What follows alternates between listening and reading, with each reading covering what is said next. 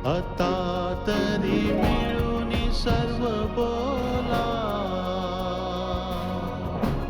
आता तरी मिळून सर्व बोला ना, ऐसे ना पुन्हा होणे हताशा होत आले, यापुढे ते ना कधी होणे.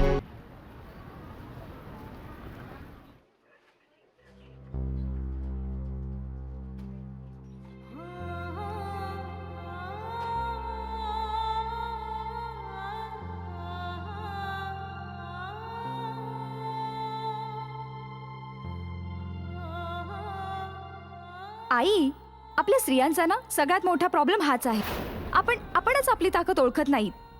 अच्छा, मला एक गोष्ट सांग की तू स्वतःला अशी कमकुवत का मानतेस? शेवटी तू सुद्धा सुशिक्षित, सामाजिक भान असलेली स्त्री आहेस. मग कशाला घाबरतेस?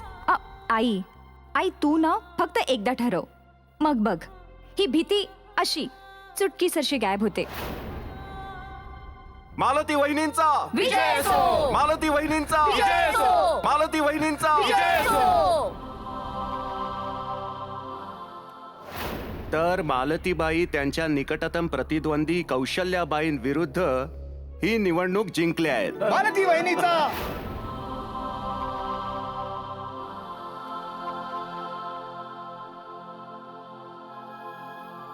डॉक्टर साहेब, बोला. काय बोलू डॉक्टर साहेब?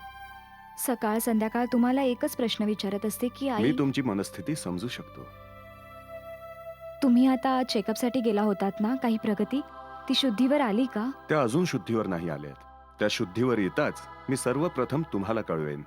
आणि ती शुद्धीवर कधी येईल? इतके दिवस झाले पण काहीच फरक नाही. ती अजून बेशुद्धच आहे.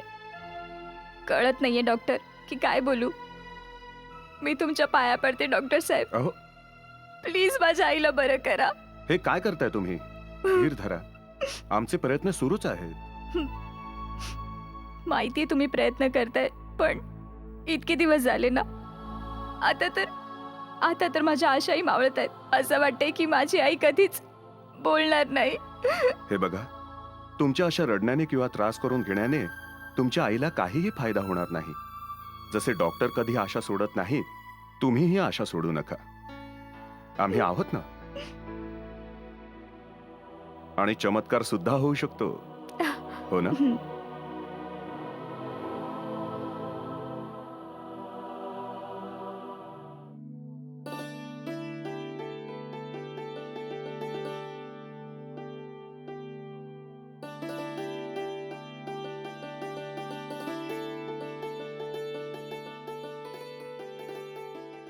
अरे आता पुरे झालं ना. जेव्हापासून आलायस ना, एकतर गावभर फिरतोस किंवा मग फक्त हे सगळं करत बसतोस. असं का बोलतेस आई? काय झालं? आईसाठी तर तुझ्याकडे वेळच नाहीये. अरे तुझी वाट बघण्यातच माझा सगळा दिवस निघून जातो. अगं तू असं का बोलतेस? सांग काय झालं? अरे बाळा, कुणास ठाऊक, मला असं वाटतंय की तुला इथे बोलवून घेण्याचा माझा निर्णय चुकीचा तर नव्हता ना. असं का वाटतंय तुला? मी बघते ना की कसा तू इथल्या सगळ्या जंजाळात अडकत चाललायस. आई, स्वतःच्या तत्वांसाठी लढायला तूच मला शिकवलंयस ना. आणि मी मालती ताईंच्या गुन्हेगाराला पकडवून देण्यासाठी आटोकाट प्रयत्न करतोय, बस इतकंच. तुझ्या लक्षात नाही आलं अजूनही? आई, मी इकडे तिकडे ऐकलेल्या गोष्टींवर विश्वास नाही ठेवत. मी हाच प्रयत्न करतोय की पक्क्या पुराव्यानिशी या गोष्टीचा छडा लागावा. ते तर आहेच. गुन्हेगार कितीही चाणाक्ष असला ना, तरी काही ना काही पुरावा सोडतोच. आई, मी गावात सगळ्यांना भेटतोय. मी मंत्री साहेबांना सुद्धा जाऊन भेटलो. पण त्यांची एक गोष्ट मला खरंच पटली की बाबा कसंही असो, चूक असो, बरोबर असो, पण त्यांनी प्रत्येक काम हे ताठ मानेनेच केलं. ते म्हणत होते की जर या केसमध्ये बाबांचा हात असता तर ते असे हरिद्वारला गेले नसते. मलाही असंच वाटतंय. तू इतक्या खात्रीने कसं काय सांगू शकतोस रे? पण आणि कुणास ठाऊक दुसरीकडे लपून बसले असतील. या तर लोकांमध्ये रंगलेल्या गोष्टी आहेत. मी तर माझं मत सांगत होतो. तुझ्या बाबांना माझ्यापेक्षा जास्त कोण ओळखू शकेल? सत्तेच्या रिंगणात हरलेला माणूस कुठल्याही थराला जाऊ शकतो. आई, मी ही गोष्ट मानतो की बाबा चुकीचं वागलेत, लोक त्यांची तक्रार करत असतात, पण बऱ्याचशा लोकांना त्यांच्याविषयी आदरही वाटतो. दहशत, ती दहशत आहे बाळा. सगळ्या गावात त्यांची दहशत आहे. आणि मला चांगलंच ठाऊक आहे की त्यांची ताकद काय आणि त्यांची कमजोरी काय. पण आई, तू त्यांची पत्नी आहेस, मग तू त्यांना का नाही अडवलंस? बरोबर बोललास तू. मी त्यांची पत्नी आहे. मी त्यांना घरी चढवलं असतं तर बाहेर गेलेच नसते. पण बाळा, मुलांची जबाबदारी. हो, कारण माझीही त्यांच्यासोबत असताना फार घुसमट व्हायची, म्हणून तर मी इथून गेलो. आता ही जबाबदारी तू माझ्या खांद्यावर टाकलीस तर मी काही करून पूर्ण करेन. बाळा, मी तुला फक्त यासाठीच बोलवलं की या घराचा, या कुटुंबाचा मान सन्मान आणि इब्रत टिकून राहावी, बस. हे बघ आई, आज मी तुला एक वचन देतो. या घराचा मान सन्मान मी एक ना एक दिवस नक्कीच परत आणेन. कदाचित ह्यासाठी मला बाबांच्या विरोधात जाण्याची गरज पडू शकते.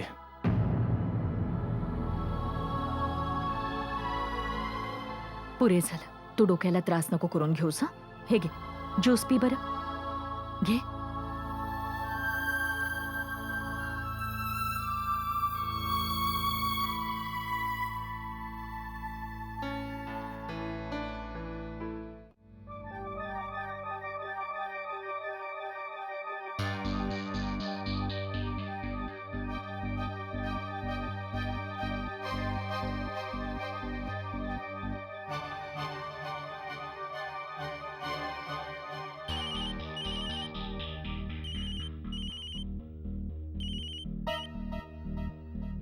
बोला ग्रामसेवकजी, काय म्हणताय? बीडीओ साहेबांशी बोलणं झालं? अहो, बीडीओ साहेब खूप रागवले होते. म्हणत होते धरमपूर मध्ये हा काय तमाशा चाललाय. तमाशा? हो, हा तमाशा नाही तर आणखी काय आहे? हा, माजी सरपंचांचा ठाव ठिकाणा नाही. सध्याच्या सरपंच कोमामध्ये आहेत. उपसरपंच अजून चार्ज घेत नाहीयेत.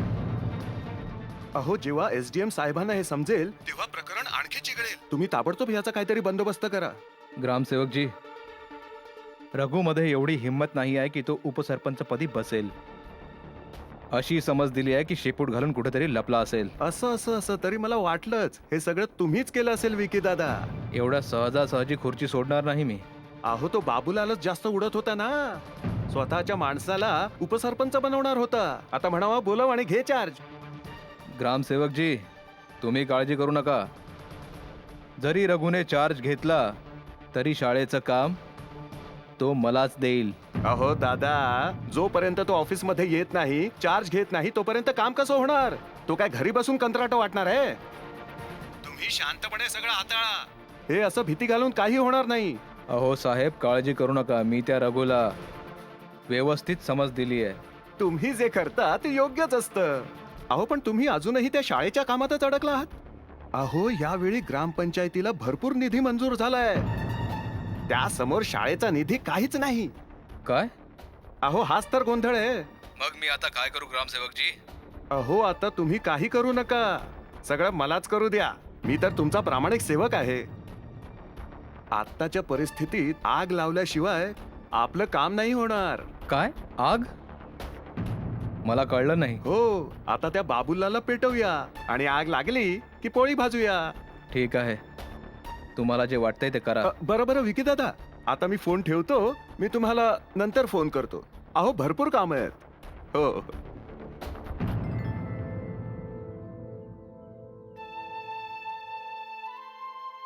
दादा, मी जरा आलोच बाहेरून. बर.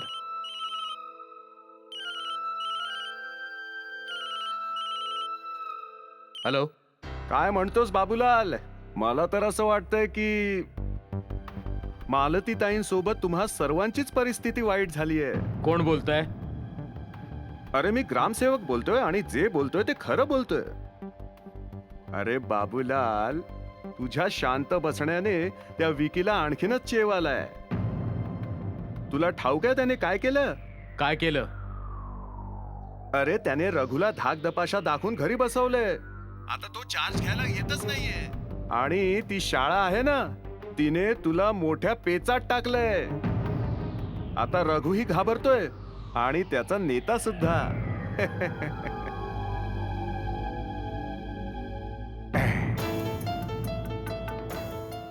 आता खरी मजा येईल. ठिणगी पडेल आणि आग लागेल. लगेच भडकला. काय झालं बाबूला? कुणाचा फोन होता?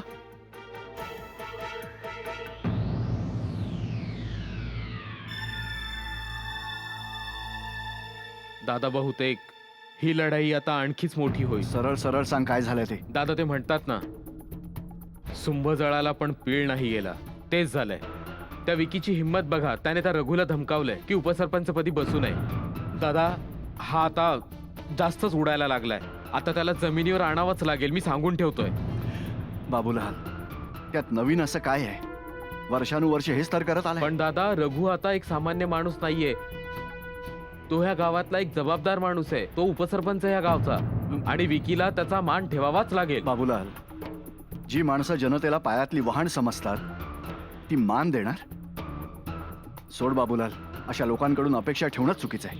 पण दादा आता मी त्या लोकांच्या प्रत्येक वागण्याचं सडेतोड उत्तर देणार आहे. तू नेहमी रागाच्या भरात काहीही करून मोकळा होतोस. दादा तो विकी आपल्या मौनाला आपण शांत बसतो ना, त्याला दुबळेपणा समजतो. त्याला जे समजायचंय ते समजू दे. फक्त तू स्वतःला शांत ठेव. मी तुमच्यासारखा शांत नाही राहू शकत. मी जेव्हा हे सगळं बघतो ऐकतो तेव्हा माझं पित्त खवळतं. बाबूलाल, एक गोष्ट नीट लक्षात ठेव. राग आणि अक्कल कधीच एकमेकांसोबत नसतात. उतावळेपणाने कसलाही विचार न करता केलेलं काम कधीच पार पडत नाही. दादा आपण असंच समजूतदारपणे वागत राहिलो ना, तर उद्या तो आपला श्वास घेणंही कठीण करेल.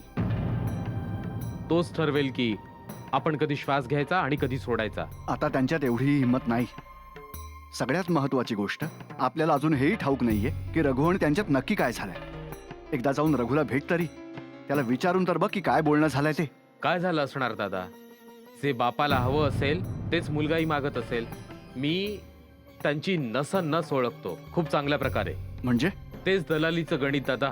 ग्रामपंचायत तर त्यांच्या हातातून निसटली आणि आता नव्या शकला लढवून ती बळपायला बघतायत. बाबूलाल, तुझ्यात ना हाच सगळ्यात मोठा दुर्गुण आहे. तू स्वतःच्या मनाला वाटेल तो अंदाज बांधतोस. आधी जाऊन त्या रघुला भेट तरी. मग संध्याकाळी आपण ठरवू की पुढे काय करायचंय ते. पण दादा आता काहीही होऊ देत, कोणत्याही परिस्थितीत, मग ह्या लढ्यात माझ्यासोबत कोणी असो वा नसो, मी एकटाच पुरेसा आहे त्यांना. मी त्यांना जाऊन दाखवून देईन की मी. पुन्हा तेच सुरू झालं बाबूलाल. तुझ्यामुळे मी हॉस्पिटलमध्ये सुद्धा जाऊ शकत नाही. दादा तुम्हाला हॉस्पिटलमध्ये जायचं असेल तर तुम्ही जा. असा कसा जाऊ तुला इथे एकट्याला सोडून? कसा जाऊ? मी तिथे गेल्यावरती तू काही केलंस मग? मी असं काही करणार नाही. तुमच्या परवानगीशिवाय मी असं काही करणार नाही की ज्याने तुम्हाला खाली मान घालावी लागेल. दादा मी शपथ घेतो. मी काय म्हणतो ते नीट आहे.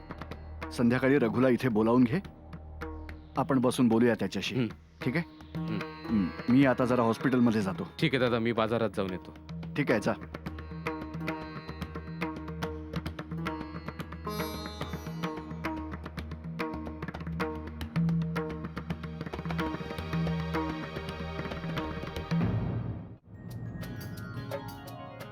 अरे सय्यद भाई, ये चहा सुद्धा तयार आलास आहे. तू. ये चल बस. हा याच्यातूनच देऊ त्याला. हो हो, पण. बसा. काय मित्रा, कसास? हा बस आणि चाललंय. दुर्गेश तू? मी बरा आहे दादा. अरे पुरे खूप झाला चहा. मला तर वाटतंय ह्या गावाचं नशीबच वाईट आहे. शुभ बोल पंडित, शुभ बोल. अरे आता काय शुभ बोलू मी? इथे तर सगळं अशुभच अशुभ घडतंय. बरोबर बोलतोयस तू. जेव्हा सत्तांतर होतं ना तेव्हा असंच होतं. याच समस्या येतात. अरे काय परिवर्तन झालं सांग ना. अरे होत्याचं नव्हतं झालंय सगळं. आणि आपण सगळे सरपंचांचे वैरी झालं ते वेगळंच. वैरी का म्हणून? अरे त्यांना मत दिलं नाही ना म्हणून. आपण तर धड इकडचे नाही आणि धड तिकडचेही नाही. ते इंग्रजीत काय म्हणतात? अरे हा सँडविच झालोत आपण. हो, पण आता पुढे काय होणार हा विचार करा. अरे काय होणार? सरकारने ग्रामपंचायतीत नवनवीन योजना पाठवल्या होत्या आपल्या गावासाठी आणि इथे सरपंचच नाहीये. मग काय होणार आहे? अरे तो रघु का चार्ज घेत नाहीये? अरे पांढरा रंग लावला म्हणून कावळा कधी राजा हुंस होतो का? त्या विकी समोर तर भल्या भल्यांची बोबडी वळते.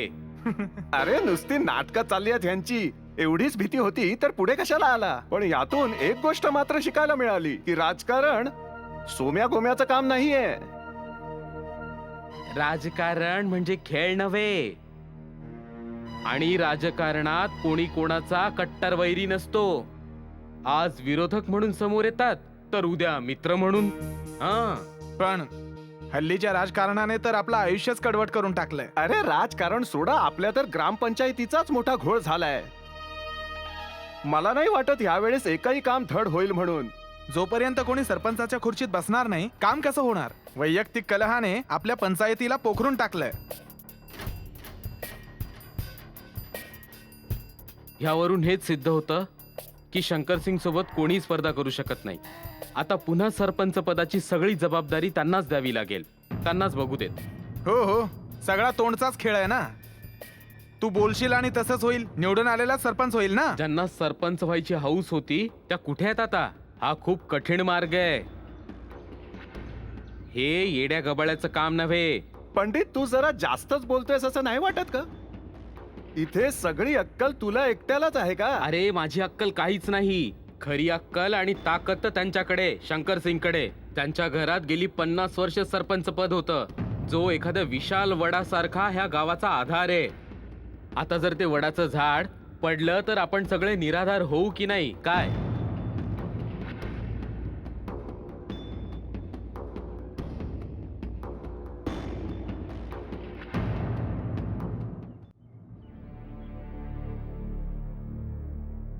अरे रामभाऊ, ए रामभाऊ,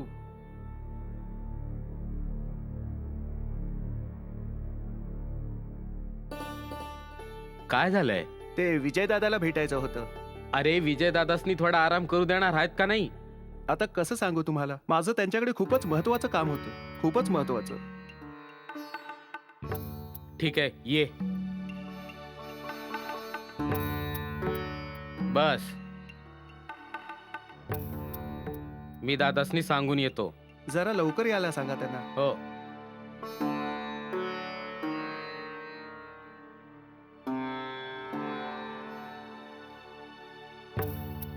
हा प्रमोद, नमस्कार विजय दादा. नमस्कार.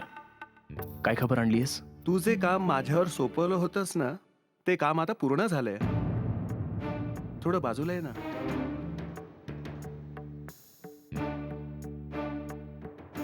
काय माहिती मिळाली? काय झालंय ना दादा, मालतीताईंच्या या अवस्थेला कोण कोण जबाबदार आहेत आणि कोणाचा हात होता ते कळलंय मला. कोण कोण होतं? नावं माहिती आहेत? अरे दादा, तेच संतू माने आणि गुणाजी. आता ते कंत्राट घेत आहेत. यांच्याबद्दल अजून काही कळलंय? दादा, आधी तर ते कामासाठी भीक मागत फिरायचे. हं. आणि हो, ते तर आधी चोरी आणि दरोड्यात सुद्धा सामील होते. गुन्हेगारी प्रवृत्तीचे आहेत दोघेही. गेल्या काही दिवसांपासून तर त्यांचं नशीबच पालटलंय. अचानक त्या दोघांकडे पुष्कळ पैसे आले आहेत. आता हे सगळं बघून संशय येणारच ना. अरे अरे पण या सगळ्याचा मालतीताईंच्या केसशी काय संबंध असू शकतो? दादा, तेच तर सांगतोय. त्यांच्याकडे एवढे पैसे आल्यामुळे मी त्यांच्यावर पाळत ठेवू लागलो. हं. हे कुठे जातात, काय करतात, कोणाला भेटतात. आणि दादा, काय झालं काल, ते दोघे, तो बबन, तोच ज्याची सोन्याची पेढी येतो, हं. त्याच्याकडे दागिने विकत होते. प्रमोद, तू ही कोणती गोष्ट सांगतोयस रे? अरे त्यांनी चोरी केली असेल, कोणाला तरी लुटलं असेल. या सगळ्याचा मालतीताईंशी काय संबंध आहे?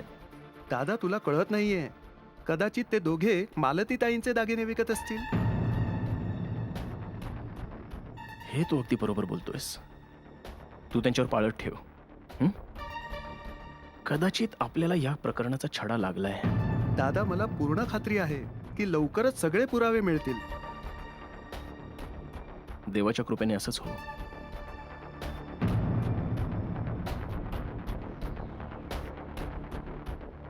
प्रमोद, हे ठेव तुझ्या. अरे दादा, याची काय गरज आहे? अरे बाबा, तुझ्या मुलाची सायकल बिघडली आहे ना, तू सायकल घे जा. आणि हे कुठे जातात, उठबस करतात, त्या सगळ्या गोष्टींवर लक्ष ठेव. लवकरात लवकर आपल्याला मालतीताईंच्या गुन्हेगाराला सर्वांसमोर आणायचंय. नक्की दादा. चल, येतो दादा. नमस्कार. नमस्कार.